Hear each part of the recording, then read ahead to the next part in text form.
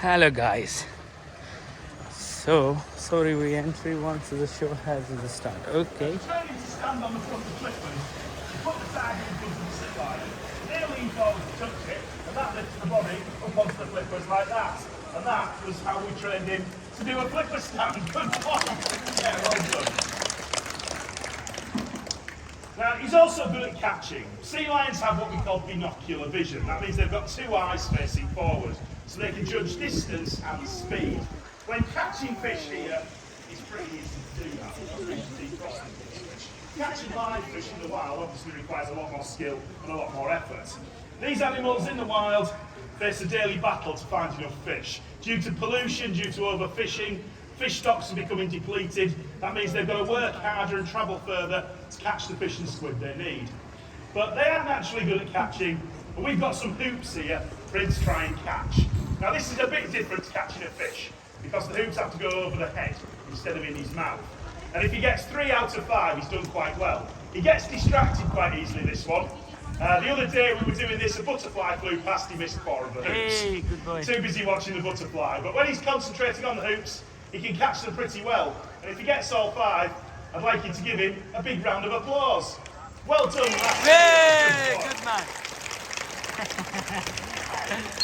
That was fantastic. Let me take those off your head. Good boy. That was so good, you can have a whole mackerel for that.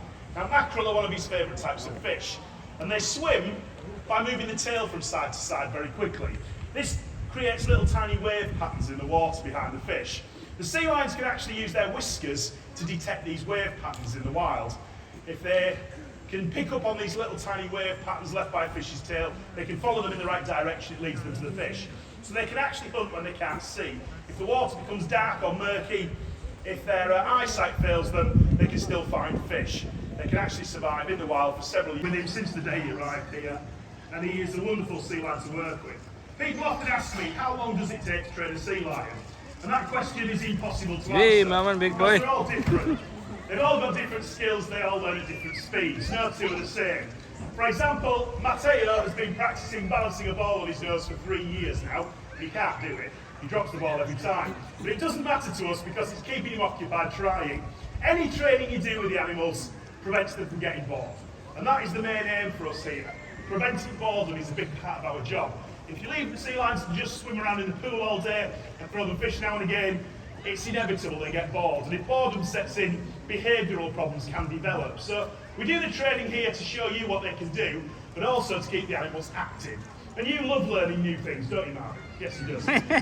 He's very good at high ball jump, and to end the show today, he's going to do that properly.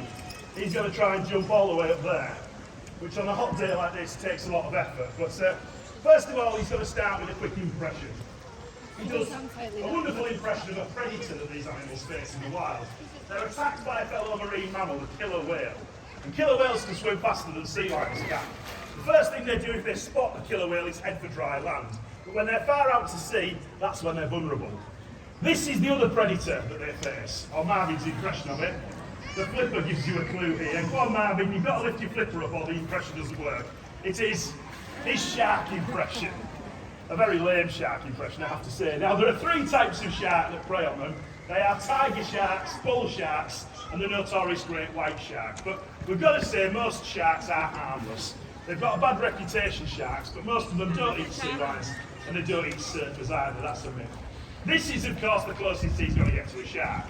But tell us, what would a sea lion do, Marvin, if it spotted a real one in the water? Leg it, yes. In the wild, these animals spend most of their time on land where they have no natural predators. Great impression. Good boy. Yeah, some marine mammals like dolphins and whales. You want to eat fish? Hello.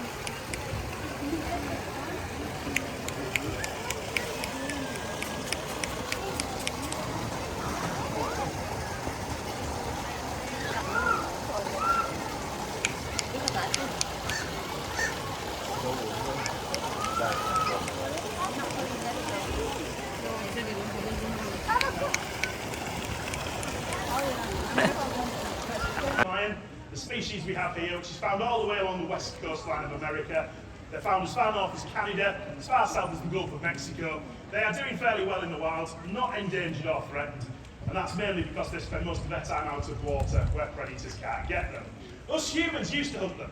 We used to hunt them for their fur, but I'm pleased to say we don't hunt them any longer. They're now protected to a certain extent, and that's the main reason they're doing well in the wild, and that's the main reason we don't breed them here at the current time. We have bred them in the past, we may do again in the future one day, but at the moment we've got an all-male or bachelor group, mainly because they're not endangered, but the other reason is they breed so successfully you can end up overrun with baby sea lions if you're not careful.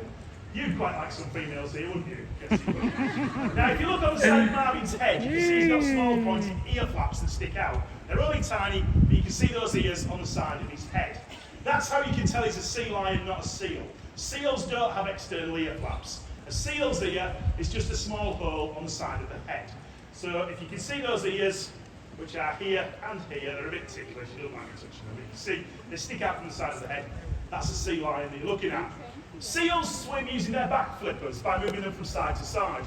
Sea lions swim using the front flippers in a sweeping motion. So their front flippers are big, they're powerful. A seal's front flipper only grows to the size of my hands, so you can see there's a massive size difference. Seals have much smaller front flippers than sea lions because of the way they swim. And they move differently on land. Sea lions can move around quickly and easily. As we said, they spend most of their life on land in the wild. They've adapted, they've evolved, if you like, to be able to move around quickly and easily out of water. Seals are not so fast. They can't move about on their flippers.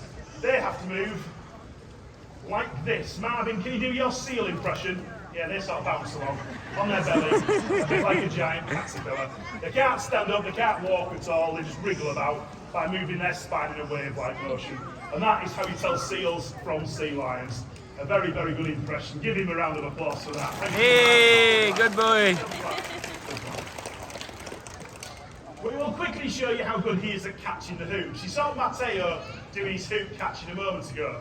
Well, we're going to make it a lot harder for Marvin by flipping the hoops. This time, he's got to adjust his head at the last second to make the catch. So this requires fast reactions, good eye and muscle coordination, and he's got those in abundance. He can judge the movement of the hoop perfectly, he can judge the speed of the hoop perfectly because he's got binocular eyesight, and his lightning fast reflexes allow him to catch the hoops perfectly. Well done, Marvin. Yay, good boy. Now, to catch and hold on to fish in the wild, they've got very sharp teeth at the front of the mouth. Those sharp teeth can inflict a nasty injury if they do bite. If I touch him on the chin, he opens his mouth like that. So I can check his teeth, so can the vet. They're all trained to do that before they're trained to wave or clap or anything like that. Say, they are trained to do that, so checking the teeth is easy for us all. If they're not trained at all, you've somehow got to prise their jaws apart so the vet can check their teeth. That's quite stressful, so we just train them to open their mouth. Sadly, in the wild, if they lose their front teeth, they can't survive. They die from malnutrition if they lose their front teeth, because they can not hold on to fish. The fish basically wriggle out of the mouth. They don't have those sharp front teeth, so they can't survive without them. But as we said, they can survive if they go blind, thanks to the whiskers around the nose, which they can use to find fish. Here, we're not allowed to feed them live fish. So here, they don't really use their whiskers for anything, unless you practice ball balancing. Now, as we said, Matteo is yet to learn to do this. He might never learn to do this. But Marvin is amazing at it. He can catch the ball with his nose like that. To catch the ball, he's got to watch it, just like catching the hoops. But once the ball's there, he could do this with his eyes shut. He's not watching the ball. He's feeling it with his whiskers, feeling which way the ball's moving, trying to detect which way it's about to roll, and that's how he can adjust his head and keep the ball on his nose. It's a very clever skill. People often say to me it's a circus trick, it's a magic trick. It's not. It's a talent, it's a skill. There's no trickery involved. And Marvin is the resident expert at this. No other sea lion I've ever worked with is as good at balancing a ball as him. Hey, good. In fact, he finds balancing a ball too easy. And when they start to find something easy, you've got to try and make the exercise more of a challenge. We can do that by swapping the basketball for the 10-pin bowling skittle. This is the real thing from the local bowling alley. It's very, very hard to balance, but he can do it. And he's the only sea lion here that can do this. None of the other sea lions can balance a 10-pin bowling skittle on their nose. They certainly can't walk around at the same time, but you can do that. Yeah. When you discover the animals have a certain talent, you can work at that talent. And it's just like anything. Kids, if you want to get good at anything, you've got to practice. The more you practice, the more your skills improve. And Marvin had to practice this for a very, very long time to get so good at it. But he is brilliant at it. And it's not a trick. There's no trickery involved. It's all about skill. It's all about practice. It's all about using those whiskers. Well done to you. Brilliant balance, Marvin. Brilliant. Now he's got a couple of things left to do. The big finale is the high ball jump, as we said. But first of all, he's going to attempt to dive in from the top of the tower. Now this is a totally different challenge. It's a challenge, a test of nerve, if you like. When we first asked him to do this, he didn't like the idea. And you can't make a sea lion do something like this. People often say to me, how do you make the sea lions perform every day? How do you make them perform in all those shows? Well, the answer's simple, I don't. If a sea lion doesn't want to cross the bridge, climb some steps and dive into a pool, you can't make it. You can only ask them and encourage them. And that's what we had to do. We had to use gentle persuasion and a lot of fish to get Marvin to dive into the pool. But now, he actually quite enjoys doing this, and on a warm day like this, simply blame him. Let's give him a countdown. Are you ready? 3, 2, 1, jump, Marvin!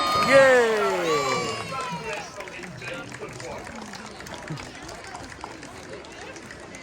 Now in just a second, at the end of the show, Matteo is going to be posing for photos. Now, if you buy one of our giant posters, which are £5 each, you can pose for photos with Matteo.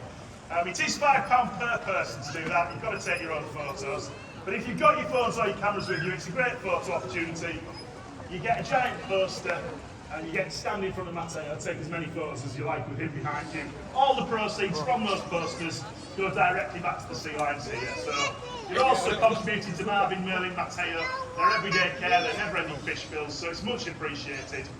It makes up for the amazing fish bills that racked up during the periods of time off during the lockdown periods here. So we appreciate anyone that buys a poster, don't we, Marvin? Don't we? Free promotion. Yeah, that was your gift. If you want those, just head out through that gate over there on your right-hand side. But now, Marvin, you've got to hit that pink ball. That's a big jump pin, 20 stone he weighs, so to jump that high takes a lot of effort. If it helps, you can stick your tongue out. Yeah, it might help. You see that? He actually does that. He sticks his tongue out if he thinks he's going to miss. He can make a bit of a splash too. Comes down in that direction. Okay, are you ready? 3, 2, 1. Here he comes like a rocket into the air and... Yes! Very good, Marvin. Excellent jump. And a nice splash to go with it. Give yourself a final round of applause. You've been a superstar. Oh, so cute. And Not one of them. Thank you all so much for coming. I hope you've enjoyed the show. I hope you all have a great day here at Flamingo Land. Enjoy the sunshine. From Marvin, Matteo and me, bye-bye. Thank you all. See you next time. Thank you very much. Well done, Marvin. Water.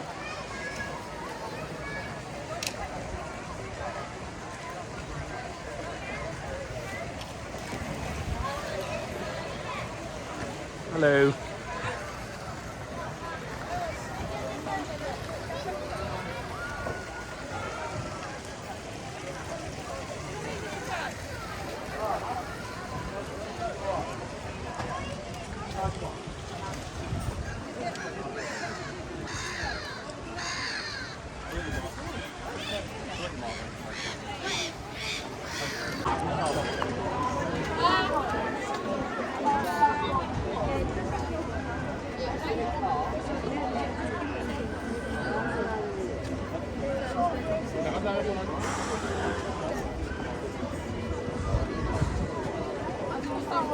Father. And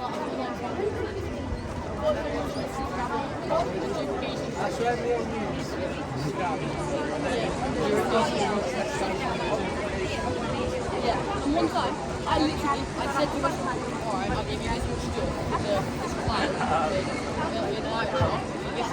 then you stole it. Then you offered him more. Yeah, and he gave me money. He once gave me like 25 quid. I gave you such an idiot.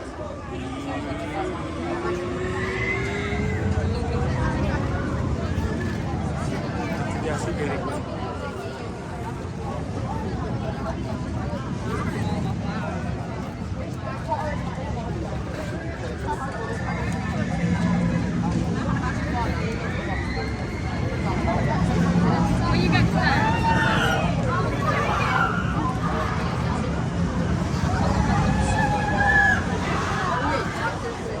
That's it.